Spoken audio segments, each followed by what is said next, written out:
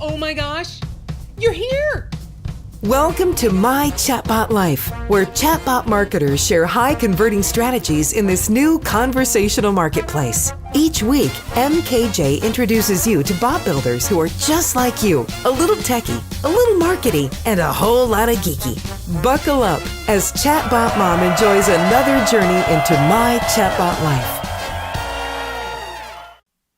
Hello there, my chatbot lifers. Welcome, welcome, welcome. Episode number 4. This is the 4th interview I've done, and it's with a dear, dear friend. Actually, he is the one that gave me the hashtag and nickname Chatbot Mom. Yes, he's my chatbot son, Mr. Andrew Demeter. And I just keep being amazed as to how long I've known him and how many amazing things he's done. He's currently a college student, but he also has built some incredible bots, and he is the community manager for ChatFuel. If you are in the ChatFuel community, if you use the ChatFuel amazing platform, then you know my guest. So without further ado, I get to jump into a chat with one of my favorite people of all time. I got to tell you, we have this little inside joke. He's not in Washington, D.C. right now, so he's not doing it now, but he regularly sends me selfies with Teslas. Now, if you don't want to know what that's about, you're going to have to get to know me a little bit better, and then you'll know what that's about. All right, hang on for the ride. Enjoy this conversation. Here is my chat with Mr. Andrew Demeter. Hey there, friends. I cannot wait to chat with this gentleman. I get to chat with him here and there and everywhere and online, but we don't have a lot of focused conversations anymore, dear. What the heck?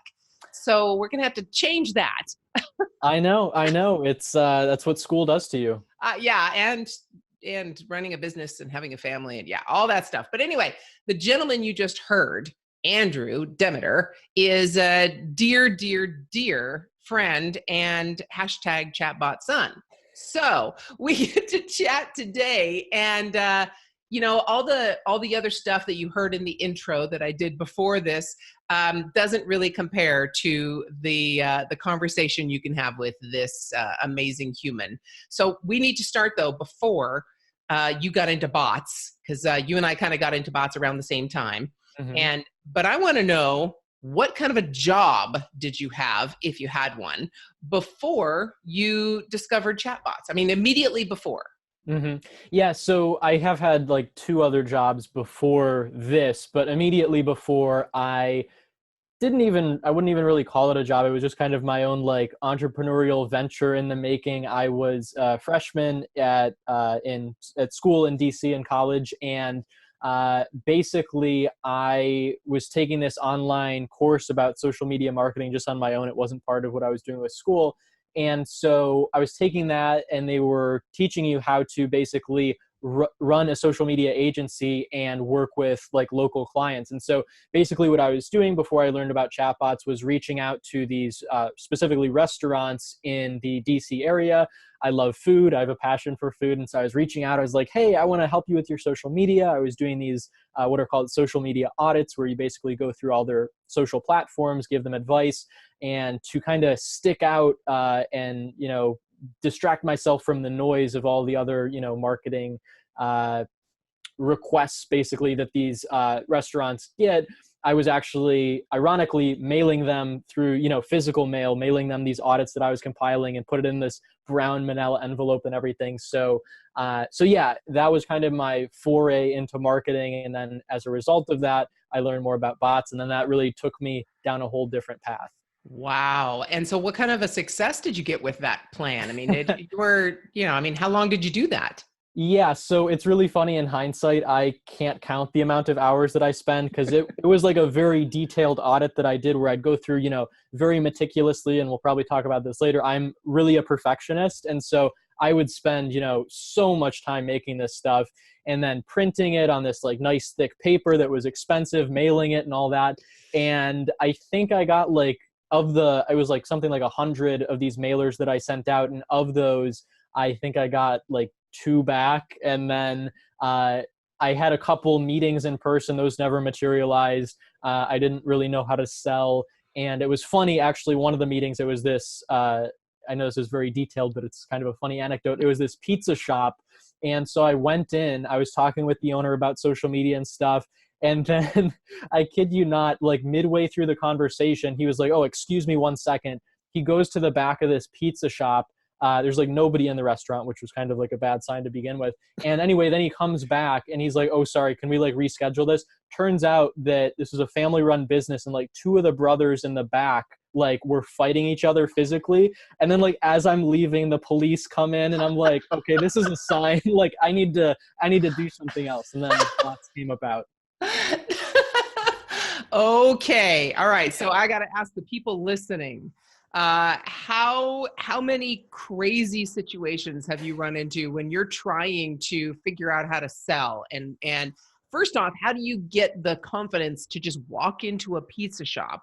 I mean, obviously you talk to them, beforehand and you mail them something, but still, I know people who I talked to, one of my students who was parked outside a dentist's office. And he's like, okay, I'm going into this dentist's office and I'm just going to go in and see who I need to talk to and do it. I mean, I used to do sales, right? And that's what we had to do. Walk up and cold call. And I knew the person in the office knew when I came in there what was going on. And it was already the barrier, like, you're going to try and sell me something. I can see you. You're a salesperson. It takes a certain kind of confidence and ability to handle rejection to do that. Not to mention possibly getting beat up, right? Or at least it wasn't me though, because I bruised like a summer peach, Mary Kathryn Johnson. It would have been a disaster. But no, that is one thing that I would mention too to aspiring entrepreneurs or entrepreneurs out there who are kind of more introverted, because in some situations, I really do consider myself an introvert and others more of an extrovert. And so one actionable tip that I would give you is if you are kind of afraid or you have some sort of fear of going in and doing something like that cold, the solution for me is always like scheduling it ahead of time to give you some sort of excuse, right? Because if I like have an excuse to talk to somebody, it's super easy. I can have a great conversation. But if I have to just like go up to some random person on the street or like invade or intrude in their space, then it's just not it. I'm not good at doing that. So just a little tip for all of those listening. And whereas me, I can just walk into any conversation and just take it over. So I just major props. What I do.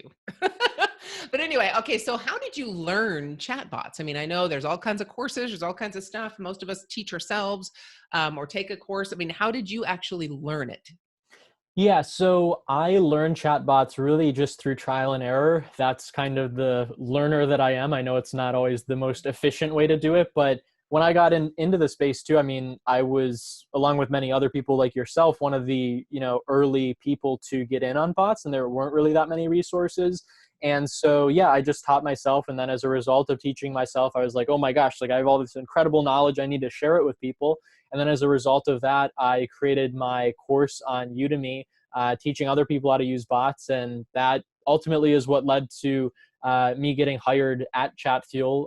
Dmitry Dumik, CEO, saw it and was like, hey, like, I love what you do. Do you want to work for us? And so obviously the rest is history. So yeah, to answer your original question, it was really just trial and error, building really random bots and, seeing what worked and what didn't. Isn't it? It's not that difficult, is it? I mean, really. Yeah. You would think that it would be. And I think the big draw for these chatbot building platforms to me too was just that it didn't require coding knowledge. I've only taken one programming course in my life. It was last year in school, my sophomore year. It was miserable. And so that was, really appealing to me that I could, without any prior experience, build these interactive conversations and experiences. Yeah, definitely. Wow. Okay. So tell me about, because you're in school, so you have a learner's mind right now anyway, because that's what you're doing. And as far as I'm concerned, as long as you keep that mindset of learning continually, you're going to have an amazing life. That's it. But you have that learner's mindset right now. So what, however, made you take that leap from learning it, enjoying making these conversations, building your course, and then going out and actually being able to find clients for it? So that's a big mindset shift. How did you shift that mindset?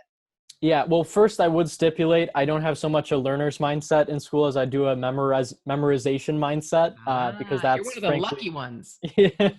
Well, I'm not saying that I have that ability. I'm just saying, that's what school is, based on my experience. But Yeah. yeah, so the transition from learning myself to actually reaching out and getting clients, it was kind of, I kind of used the same restaurant approach that I did in the previous entrepreneurial venture. I was building these bots for like people in my network completely for free, not with like any expectation that they were going to pay me.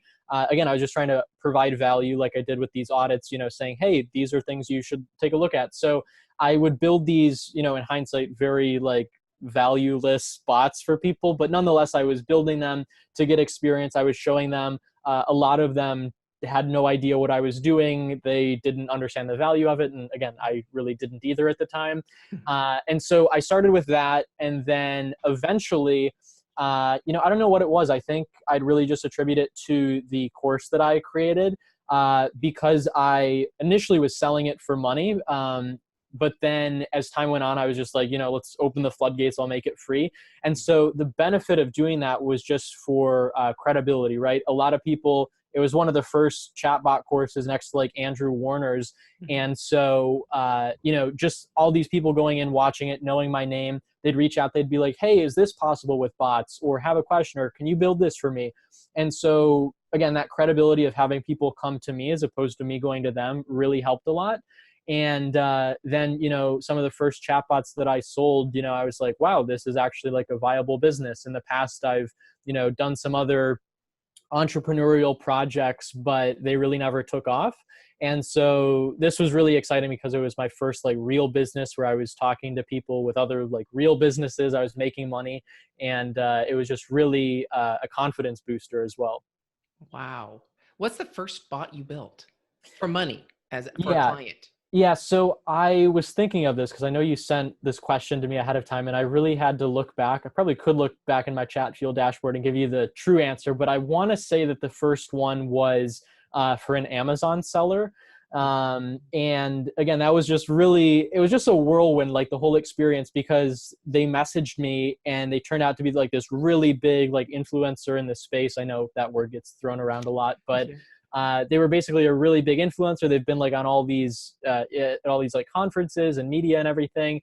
And then they're like, okay, like how much would this cost? And I kind of just like threw out a number, and they're like, okay, sounds good. And I'm like, why didn't I go What? higher? I Right. know. But again, I was just like, the value is here, so I'll just like charge whatever basically. And they accepted it. And I made this whole like outline of work and like how I'd go about the processes, and then like created this contract. And so yeah, it was just really exciting to sell that first bot and show like, hey, there's actual value in what we're doing, not just a cute like automatic way to tell jokes to people. Yes. Oh my gosh, yes. Wow. And so okay, so you were in business for a while, being a part of the Chat Fuel team, which is an amazing team, by the way. I love those guys. But being part of that Chat Fuel team brings you back into more of the employee status. But I know they would value your entrepreneurial spirit, right? And coming at it from an entrepreneurial place. So what do you think is the biggest mindset challenge you've had to overcome in business with these, I mean, varying roles that you've had, and in a very short time? Mm-hmm, mm-hmm. What's the biggest mindset challenge you've had in business, and how'd you overcome it? Yeah, so I would say the biggest one, and frankly, I'm not sure I've ever really overcome it because, like I said earlier, I am a perfectionist, but I would say the biggest thing for me is really delegation, right? Because I'm such a perfectionist, I want everything to be, just the perfect way. A lot of times I'm getting bogged down in all these little meticulous details when in reality I should like be spending my time like thinking at higher level strategy. Yeah. So yeah, I would say that's the biggest one. When I was selling templates for a while, I had all these different templates for business niches. And so when I was doing that, at one point, I actually did temporarily hire someone, or I shouldn't say like hire, but it was a freelancer. And so I had them basically fulfill the orders because it was just this long, arduous process. Yeah. I remember I was in San Francisco on Black Friday like 2 years ago. which would have been like 2017, I think. And so I did this huge Black Friday sale, and I got tons of orders. It was amazing to, see all these sales coming in and, helping people. But then I remember, I think I started that sale at like 10 p.m. or whatever, and I was up until like 1 a.m. fulfilling all of them. So there was kind of an irony of, like selling automation solutions and then doing all this stuff manually. So if I had learned to delegate better, that would be a really big advantage. I remember that. I remember that sale you had, and I remember you, being online and commenting at wee hours of the morning. I remember that. Yeah. And thinking to myself, dang, you know what, kid? Get this thing done. Get somebody in there. Yeah. I really should have. Thankfully, now we have an API that makes it all possible. Oh, that makes it much easier, right? Yep. Yeah. Don't have to worry about it. But in the absence of that, yes, delegate you got to do what you got to do. Oh yeah. I've built bots. I mean, I remember I talked to somebody yesterday that brought me back to my beginning, because she just basically came in. I talked to her a good 6 months ago with this webinar chatbot thing that I do. And she's like, well, we're doing this launch, so maybe we'll talk after the launch and, blah, blah, blah. So that's cool. Go, have a great day. And then she messages me again and goes, hey, can I talk to you? I've got a little project. I'm like, sure. So what she wants is nothing. It's really, there's no conversion. She's just like, well, I saw this friend that did this, and it's, I just want to bring them in and say, well, gosh, you can go, what do you want to do? Do you want to go sign up to our Facebook group? Do you want to go watch my free training? Or do you want to get on my email newsletter? And I'm like, what? I mean, that's like nothing. You're not doing anything. And I'm remembering back going, I ain't touching this with a 10-foot pole. Because I know there's no conversion, none whatsoever. There's no purpose. There's no adventure to bring people to an actual specific value that they need in their life. So I know it's not going to do anybody any good. So those days when we did that, right, and we just did it for the fun of doing it and just to be able to communicate in Messenger, are done. Have a clear path. And bring people specific value, and you'll be fine. But if you just want to play around with it, go play in somebody else's sandbox, please. Yeah, it was funny because I was telling you before we started, last week was at F8, which is Facebook's annual developer conference in California. And so it was funny there because I met someone in our community who, more power to him. He builds all these bots, but I was like, so, I see you're really active in these communities for bots and everything, but like, what do you actually do with them? And he's like, oh, well, like I just build them for myself. Like they never see the light of day. I just like mess around and everything. And again, in that context, like more power to him. He's just having fun with it. But, my fear or concern is that people are, working with clients and doing the same thing where they're just like playing around. Like you said, they don't have any specific business goal in mind, which is something that we see, a decent amount of users doing too, right? And they're users usually, not customers, because they're not like getting any sort of value in return for what they're doing. And so it's really this misconception that, bots are like tech, like the new tech trend, and you have to build one, but it's better not to have one in some cases if it's not doing anything valuable than, having one that's actually getting you results. Yeah. And the same thing with, this whole broadcast hullabaloo, right? Yeah. Everybody's all just going crazy, brouhaha to the heavens, right? But if you really do have an adventure and you really care and you bring value, you don't need to worry about that. Just chill. You got sequences, you've got adventures, you're bringing people on. It's okay. Life will go fine. And I would rather all the people who are just trying to broadcast blanket messages to their entire list, that they do go away and do something else, because they're making it worse for the rest of us who actually nurture and value and all those wonderful things. So yeah, we knew this was coming, right? I mean, this is something we knew was not going to stay free forever. And it's looking like it's coming to fruition. And that's another thing that I'd say too, again, at this conference that I was at, Facebook announced this new feature with bots that basically allows businesses to, in a sense, like build a bot at a high level for themselves using what's called this new lead generation API, which allows them to like populate these questions without having to use like Chatfield directly. And so these two guys from this agency came up to me and they were like, do you think this is like bad for agencies? What effect do you think this will have? And I ultimately was like, Facebook will make the changes they want. At the end of the day, like, you need to be innovative, and if one thing changes here, then pivot and go to the next thing, or find some way to present that value to the client. Yeah. And most clients are not going to have the time to figure out somewhere in their Facebook page settings to do that, and to figure out then, once they create this quick little interaction with this lead gen, where are they going to go with them? What are they going to do with them? What can they deliver? How's that going to work? Most clients aren't, they're spending their time and energy doing what they make money at, not trying to figure out how, okay, you go click on this part of the settings, and then you go to the messaging part of the settings, and then you go down here and you start filling out this form. They're not going to do it. Those people who are going to do it, more power to you, go do it. But that's taking away the time that you could actually be making money in your business. So there will always be people who need us to navigate that for them as the experts in this field. The analogy that I always use is, there will always be a demand for the experts, like you said. Like there's Wix right now, which anybody can go there and make a website, but obviously the quality of it's not going to be there. All the things that the experts know, you're paying for, you get what you pay for, basically. Completely, definitely. Are you having fun building bots? So it's funny you say that. I really am not building bots so much as I used to when I had my agency, because now, since I'm working at Chatfield full time, I'm kind of doing a number of things between, the social media aspect of the community, between, servicing clients, hopping on calls with them, doing interviews like this one, blog posts, etc. So honestly, I'm not building bots that much anymore. But yeah, I mean, when I used to be doing it day in and day out, I mean, it was a blast.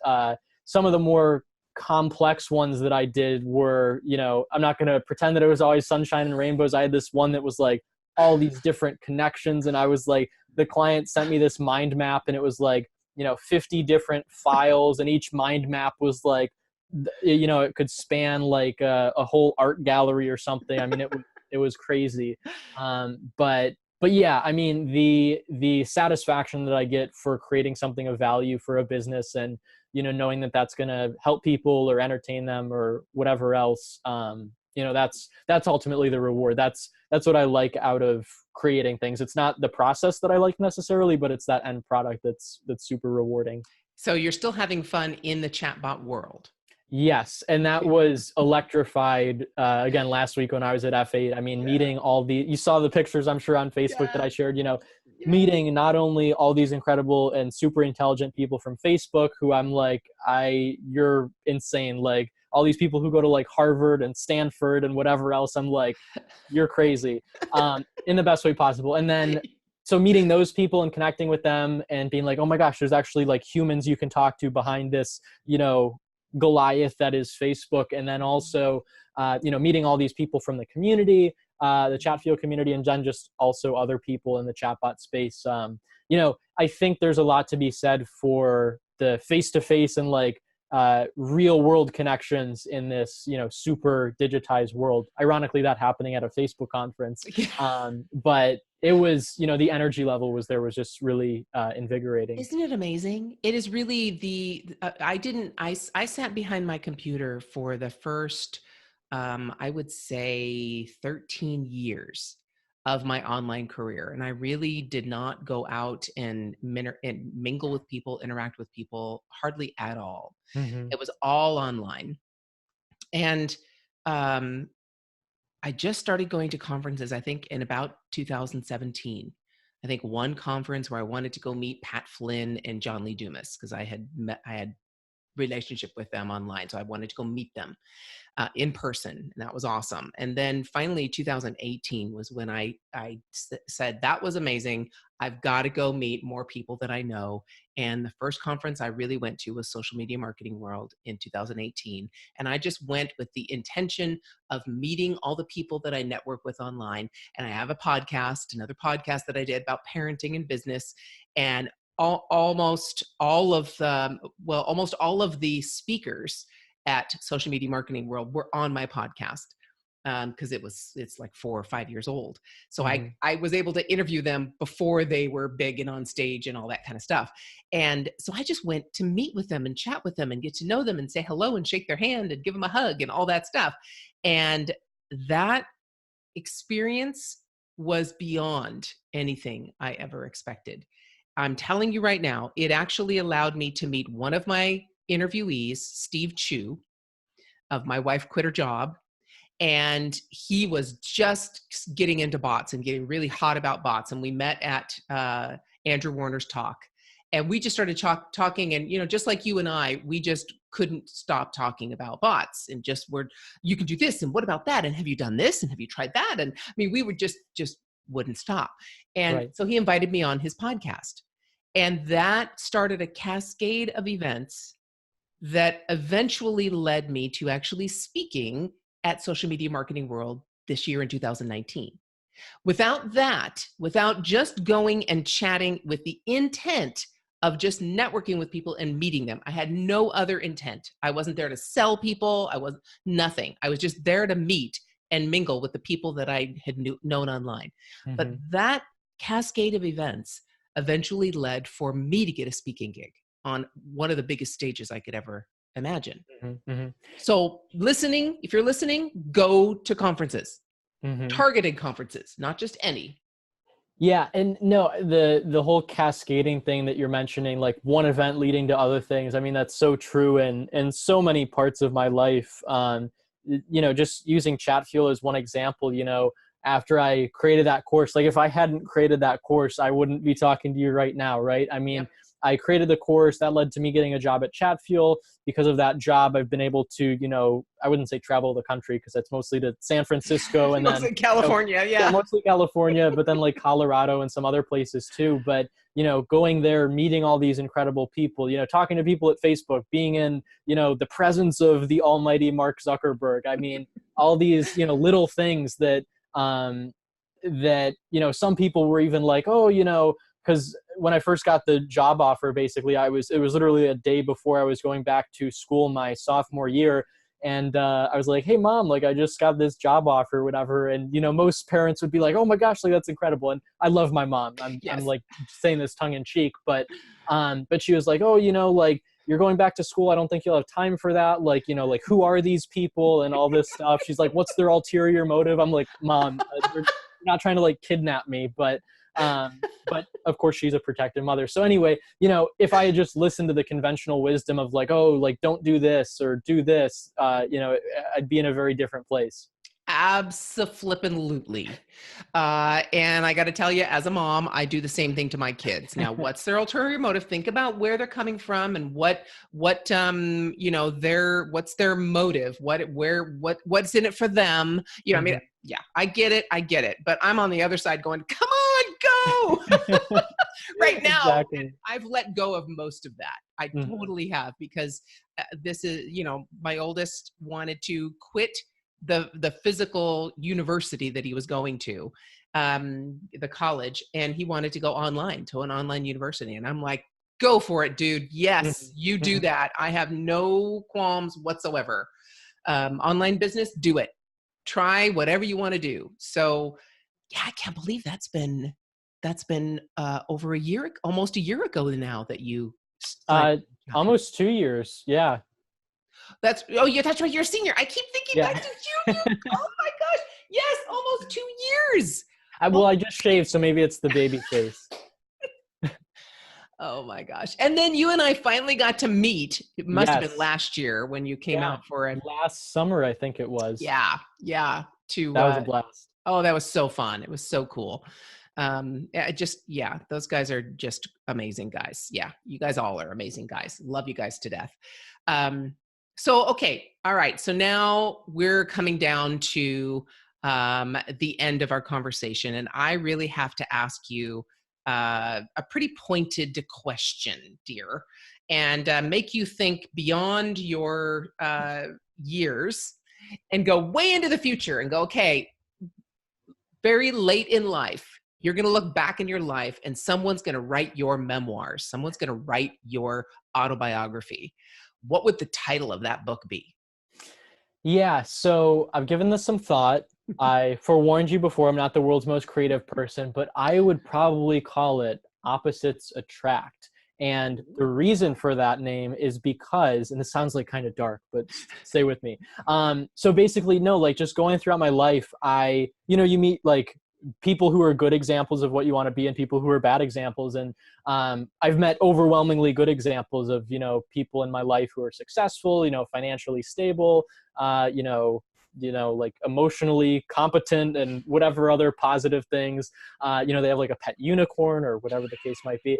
But no, like basically there are some people in life that you meet, whether you're, like related, they're strangers, whatever. And you're just like, oh my gosh, like not even them as a person, but just like certain behaviors they have, mannerisms, habits. And you're like, okay, I see the path that they're going in life. Like, I do not want to do that. And so I feel like, I'm grateful for those people because they help inform, what I want to do versus what I don't. So if I see somebody doing something and I'm like, okay, I don't want to go down that path, I do the opposite of that. And so I feel like kind of using these polar opposites has really helped shape like the person that I want to be in the future that I want to have. And so I feel like that's kind of been a big part of my journey, kind of like going down, to sound cliche, like the road less traveled, or again, like I said earlier, not necessarily like following conventional wisdom. And I feel like that ultimately will lead to success. So there you Yeah. go. And I think that's an amazing title, because unlike many other people at all age groups, doesn't matter, but many young people really avoid people who are opposite of them. Hmm. They avoid people who make them think, rather than just agree with everything they say. So that's an amazing gift, to be able to look at things that you may not agree with or like, and not just put it down, but actually learn from it Hmm. and Hmm. see what parts of it might be good and might not be good at all, and go on. That's And awesome. being in Washington, D.C. with all the, polarization that is politics, I'm well equipped to do that. I can't even imagine. I really, really can't. I can't. It just, I don't listen to news anymore. I don't watch television Mhm. news. I just don't read online news. I just don't. Yeah. It just, Being a journalism student, I like have to do some of that, but yeah, I do not watch TV. If I do read news, it's all, online or text based usually, because obviously we're going down a whole different pathway of conversation, but it can just be so you know, depressing or like disheartening, for lack of a better word. yes, and angering when people Hmm. just really try and just attack. Hmm. It's just so That toxic. that's a big thing of it too. It's always like blame this person or blame this person. And I Yeah. think as entrepreneurs, the biggest thing that you can do is always take responsibility for your actions. In some cases, even though it sounds crazy, even if it's not your fault, because then, if you take responsibility, then you're always in control. You have, the I don't know really where I'm going with that, but you You have have choices. exactly. You have choices to choose to either say, okay, yep, I copped to this. I'm sorry. Even if it wasn't you that did something wrong in your business and delivered the wrong thing or did the wrong thing, even if it was a contractor or employee or whatever, it's still under your name. So Hmm. you take responsibility, say what you're going to do about it, and go forward, instead Hmm. of this person did it, go talk to them. Right? Hmm. No, Hmm. no, no, no, no, no. Yeah. Oh my goodness. I cannot imagine. Just, well, but even so, visiting Washington, D.C. was an incredible experience, not being Yeah. in the world of it, but just visiting, and the history and the monuments there Hmm. are I remember one of your pictures recently when you were looking out the window looking at the Washington Monument. I'm like, Yeah. ah, yeah, it's really, and I then you was go to Europe, and then you go to Rome, Mm-hmm. And you see, I mean, I got to stay in Rome right across from where Caesar was assassinated. Wow.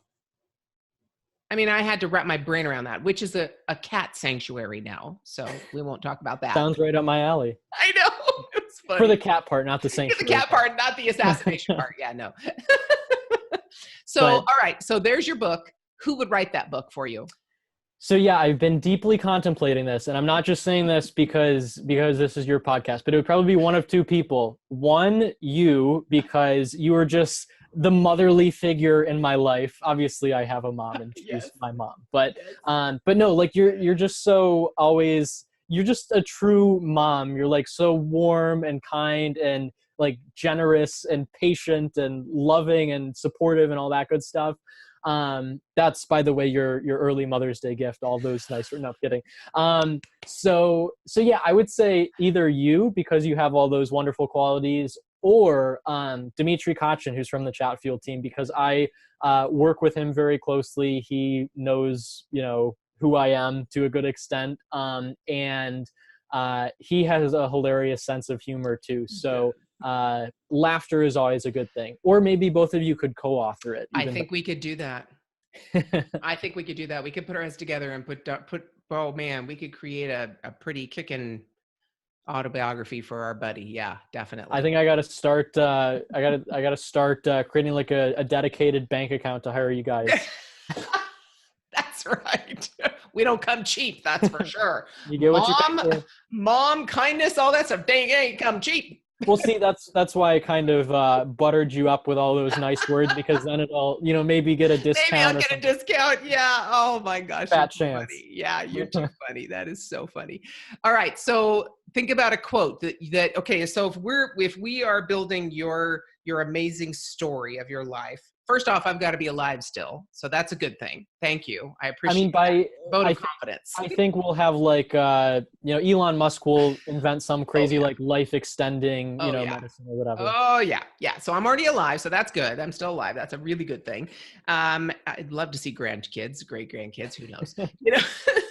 But so beyond that, what quote do you think we would use that would represent the way you lived your life? Yeah. So it is cliche, fair warning, but I would say do what others won't so you can achieve what others can't. Absolutely. Because one of the biggest things in, when I was doing my business and still, working at Chatfield is, one of the most satisfying things for me of doing work, putting in the work, working with clients and all that stuff is not just the personal gain of it, not just the personal satisfaction, but really sharing that with other people. Whether it's, charities or just doing, random acts of kindness with your friends, strangers, whatever. And so for me, that's most fulfilling, right? It's not just saying like, oh, I made this much money. That's a temporary high of dopamine. It's great in the moment, but long-term, it's not fulfilling, right? If you're, 80 years old and you live alone and you have millions of dollars in your bank account, but you don't have friends or you can't do anything like that, what does that mean? So I think that quote really resonates with me just because ultimately the goal is to give back and make the world a better place. Yeah, well, you've already reached the old soul stage, so now it's just actually living day by day to fulfill that. So, yes, fan-stinkin-tastic. Thank you, thank you, thank you for joining me. I know everyone in the audience, this isn't your normal chatbot show. We're not talking about strategies and different bots you should build and the tech about it and all of that. And it really, life is not just about that. Life is really way beyond what you do day to day. It really matters how you wake up every day, face it, and the choices you make in that day and the relationships you make in that day that will make your life fuller than any bot you could build or any amount of money you could make. I'm And just having a blast in this and world. based off of that like wonderful like lower tone narration you just did, I think you should also do the audiobook for this autobiography. That done. Sold. I'll do that for free. Excellent. I love, yeah, I would love, yeah. Done. All right. Let's sign the contract, dear. Excellent. I'll send it over right after this call. Thank you so much, Thank Andrew. It's you. been such a blast. Always is. Thanks for listening to the My Chatbot Life podcast. To watch this video chat, visit mychatbotlife.com and get all the rocket boosters you need for your own chatbot success.